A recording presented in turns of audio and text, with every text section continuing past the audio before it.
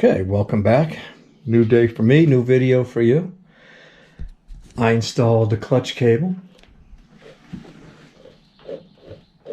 That appears to be working, although it seems to be rather tight. I'll have to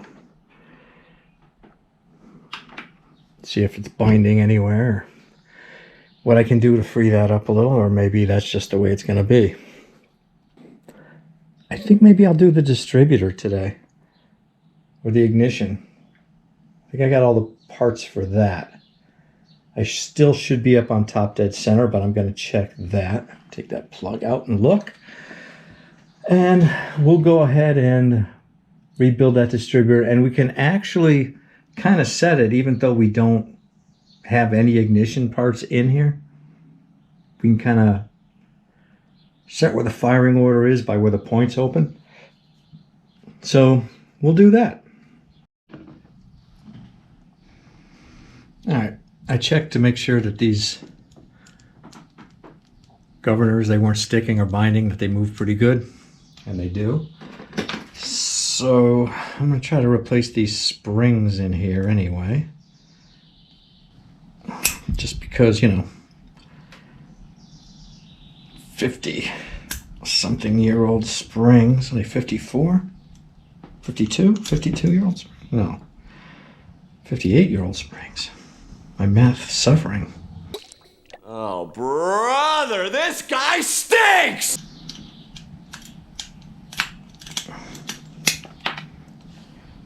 That one out, and we'll get this one out.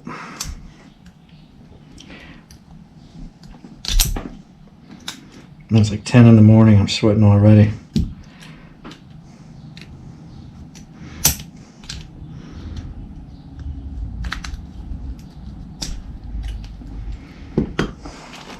Alright.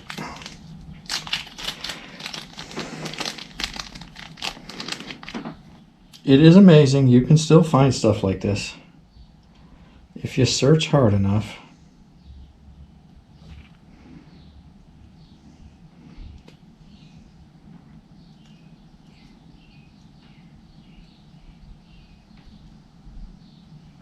Tough getting these in, that's for sure.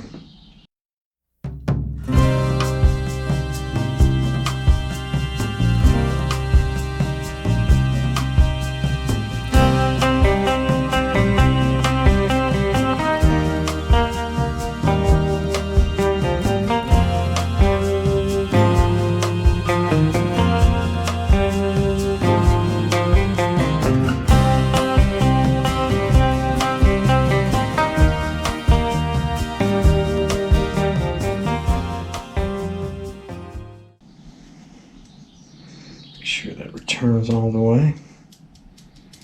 All right. All right, so the thicker of the two spacers goes in here so it contacts with the seal.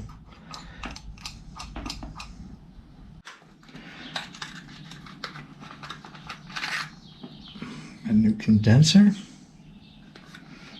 a little smaller than the original. Move this out of the way.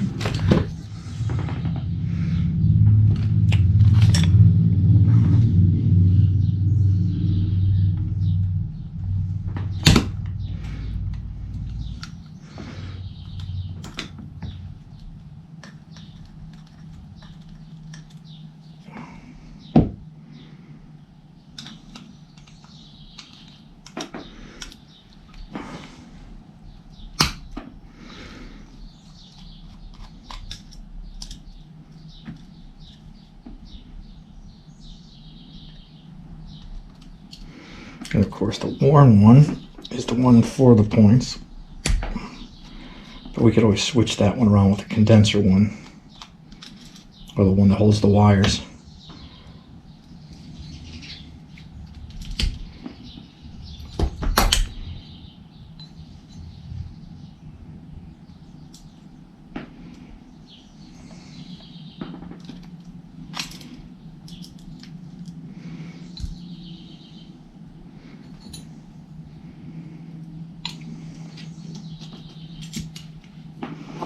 Clip out on top here we take out.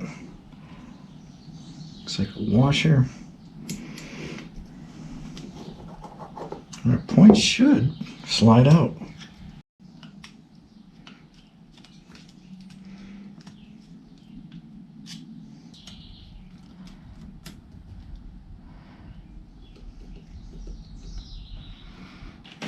I got a new points lead wire. Okay, got the condenser wire and the points wire connected to here. Have to run this around this way and screw that onto that plate.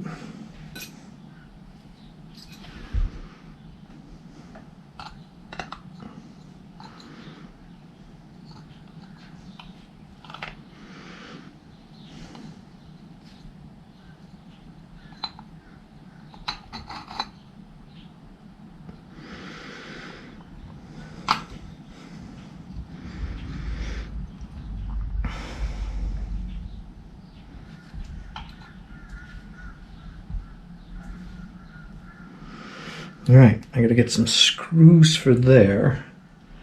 See what I got for that. Okay, I've run into a serious problem here. The shaft is bent on this distributor. So as it's gonna open one side of the points here, this side is nowhere near on that side of the cam lobe.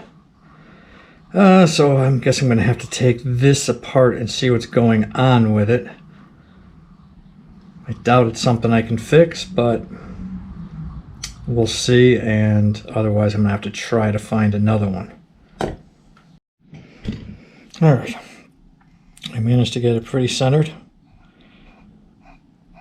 So now I can set the points here, points gap, and see if they're close on both sides, and that'll let me know really if we're in the ballpark. Okay, here's the thing about setting points.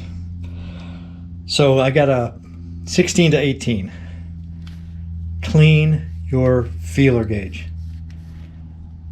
You don't want any oil on this, because if you get it on the points, your points are not going to work right. You really need it to be clean. I'm using acetone and wiping this down. Okay. Let's see what we got here. I guess first we have to set these to open a little bit. That's too much.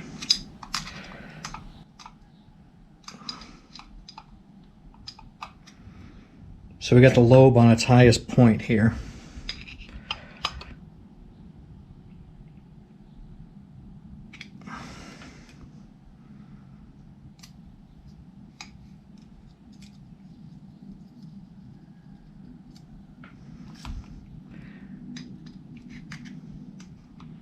Let's see what happens when I tighten this screw.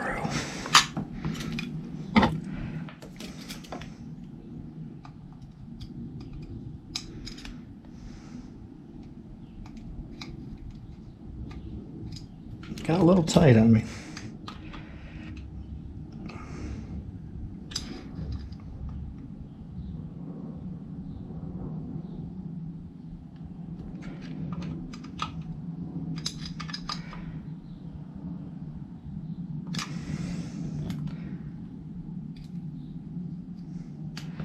Try it with a little bigger gap.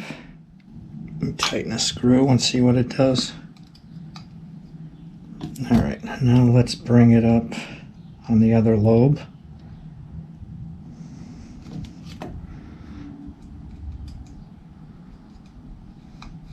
It's a hair tighter, but you know what? For that shaft being bent,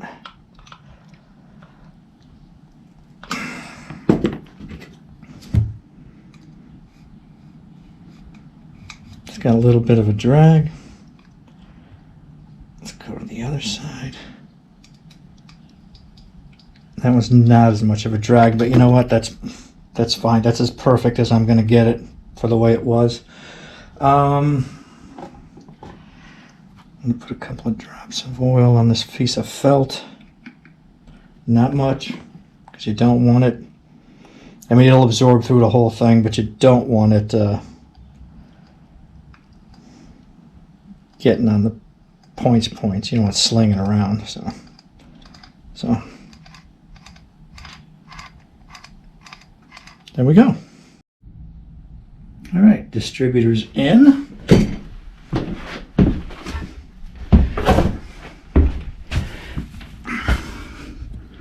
Three screws and lock washers holding it.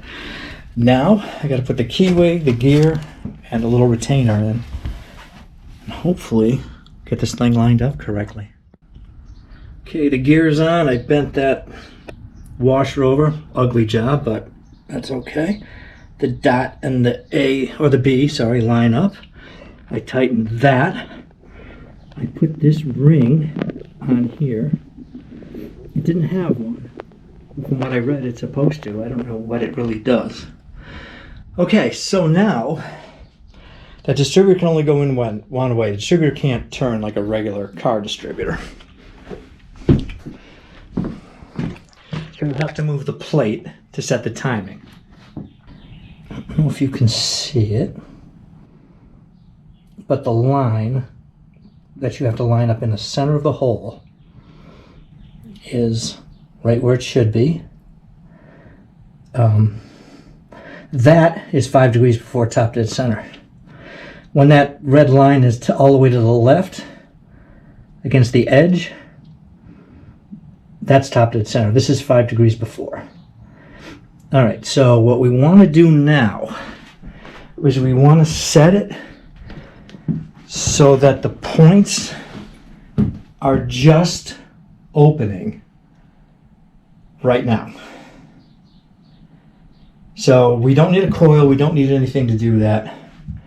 We just need the battery. Actually, we only need an ohm meter, but since we have a battery here, we can use the battery and a test light.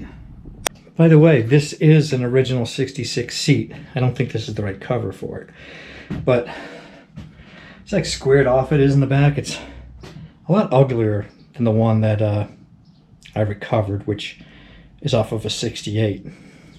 But you know, this is always good as a backup, and it is the original seat for it. So I have the positive from the battery going down to the harness. I have the negative going to the frame. I have my test light going to the positive, and the wire from the points going to the test light as well. And I don't know if you can see it well, but the light is on. So that means there is ground. So now what I want to do is spin this plate and get it to where that light just goes out. And that should set it to where we need it.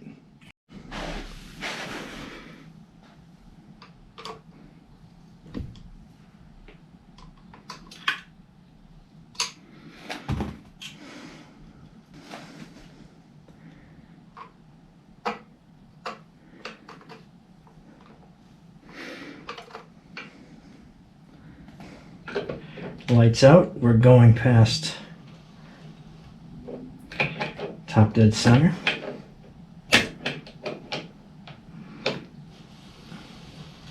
Lights on, which means the coil is charging.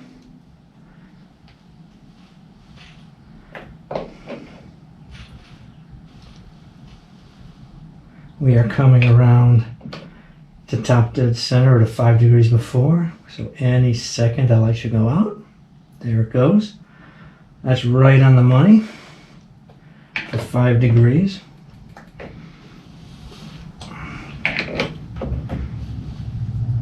Coil's charging.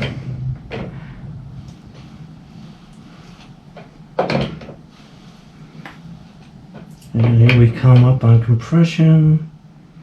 And there we go. All right.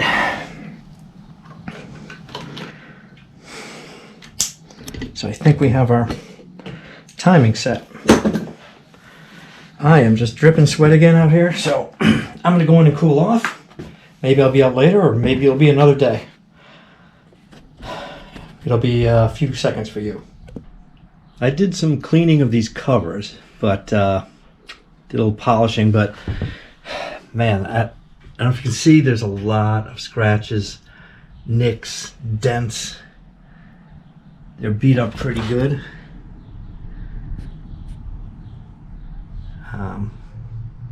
But they're better than they were. I got the stains out of them. But yeah, there's no point in doing a lot of polishing on this because I'm never going to get them out. They're way too deep. But you know what? It's far from perfect, but it'll be perfect from afar. So we'll put those on, and then I can start putting some fluids in. All right, primary cover's on. All new screws. And I got the engine side cover on with new screws. Put the points cover on there. Also did a little of the red lettering on the side cover for the Kawasaki. And it's starting to look like a bike. So let's fill the primary. Now, this calls for 10 weight non-detergent oil. I don't care what brand you use. You know, I'm not going to get into this whole which oil is better than what or whatever. As long as it's something specified by the manufacturer, that's all that matters. You know, you pick whatever oil you like best. Non-detergent, you do not want to put that in your engine. You want detergent oil in your engine, and here's the difference. A non-detergent oil will not suspend particles. So in an engine that has an oil filter, you want the particles, any debris, to be suspended so it gets through the oil system into the filter. On a non-detergent oil, where you have clutches and gears like a transmission and all that, you don't want particles suspended where they're going to get back into the clutches and the gears. You want it to drop to the bottom and settle and, you know, stay down there where it'll do no harm. Okay, so I have 450 cc's of oil, and I'm going to put that in the primary.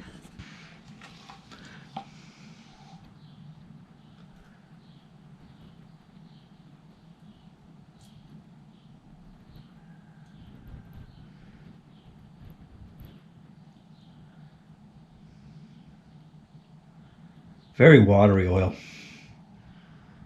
as you see.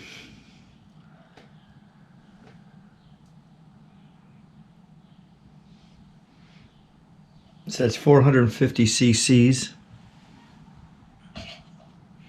Unfortunately, I don't have the gasket for up here. I'm not sure why it's not in the kit, or if it was, what happened to it. It's not there anymore, so what we'll do is I have one on order. I ordered one last night because I realized I didn't have it.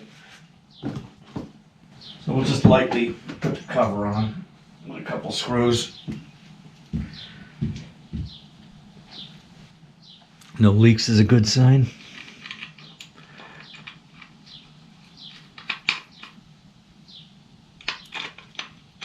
And when we get our gasket, we'll put that in. Okay, onto the transmission.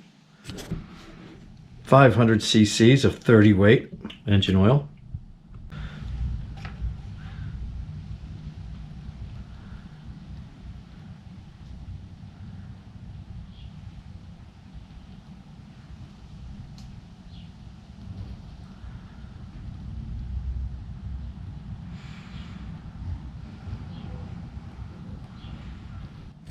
All right, I took a Dremel and ground down some of that link there so I could take these two links out.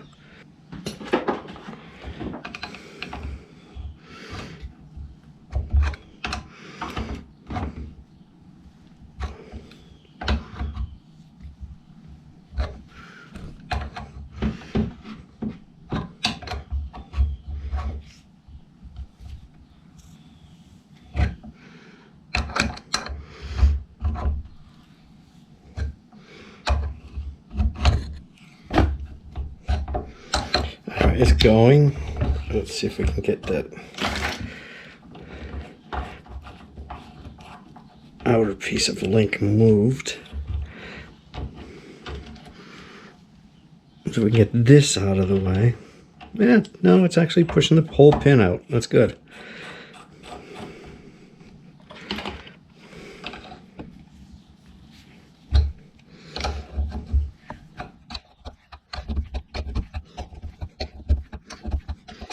I use this for cam chains on the Yamahas and Honda stuff, but this is the first one I've used for track chain. It's designed to do well, so that's good. Worked out.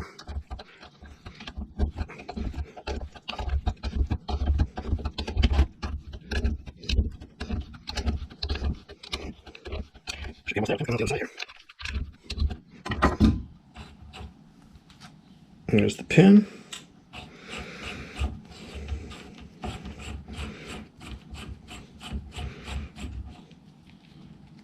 And there's our 2 links. And putting the chain through here, around that gear and back out is going to be the difficult part. If you had a chain in there already, you could, you know, tie it to it and drag it through. But we don't have one, and I couldn't put it on before because this is enclosed on both sides. So if the gear is on, you put the chain on, you can't get the cover on. So you got to put the cover on, but then there's no opening inside here. This is that seal in here. So you can't get the chain through that way. All right, chain is on. It was a bit of a struggle. It might be a little too tight right now. I still have to adjust it this way, you know, make sure it's tracking straight, because I got the adjuster is kind of the same, but that doesn't mean that the wheel's going to be straight. It's kind of hard to get behind it to do anything with it right now, and it's up on the jack. So I will do that later. Chain guard is next. So the chrome on this is not the greatest, especially on the top here. I took some, you know, 4/0 steel wool and chrome polish, and this is actually a lot better than it was. But you gotta work with what you got, right? This didn't come with it, but this was what was available to me, so we'll put that on. Yeah, with one long screw that goes all the way through the swing arm and through the other side, which you have to put a lock washer and a nut on, which is, I don't know. Design's in 66, you know. They just had a captive nut on the other end, it would have been fine. But yeah, so you gotta get your hand in there to get the nut and everything on, and a wrench. This side, just a screw that threads into the swing arm. Well, we got her up on the lift as high as she'll go, because next I'm going to start doing the wiring, and this is going to take quite a while. So for you it'll be quick. For me, it's probably going to be a few hours. I'll see you in a bit. Many hours later, and I think I've got this all figured out. So it has 4 positions: off, day, in which no lights come on, night, which, if you can see it, dash lights, tail light come on, and then just a parking where just the tail light comes on. All right, so with the key on, left turn signal,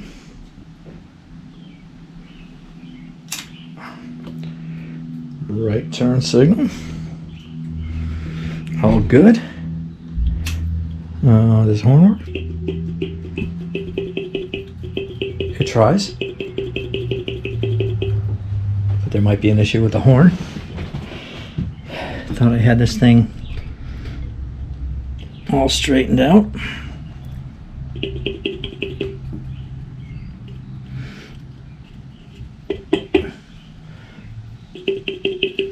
Okay, so again, the horn is doesn't work. I've got the high and low beam figured out in here. Brake light, let's see. it only has a rear brake light. I don't have the switch hooked up, but I will pull on the thing.